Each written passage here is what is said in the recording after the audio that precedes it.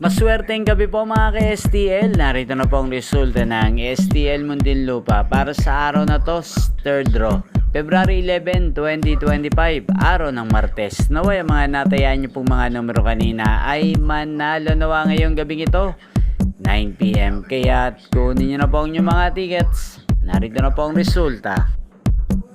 Ang mga numerong nanalo sa STL Muntinlupa ngayong gabing ito, February 11, 2025, 9 PM, third draw result 13 at 19 in exact order.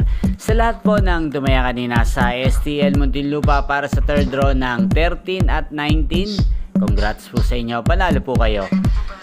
At shoutout po natin ngayong gabing ito sa STL Muntinlupa si Ate Doray ng Muntinlupa. Shoutout po sa inyo Ate Doray, at shoutout din po natin si Kuya Romel ng Muntinlupa.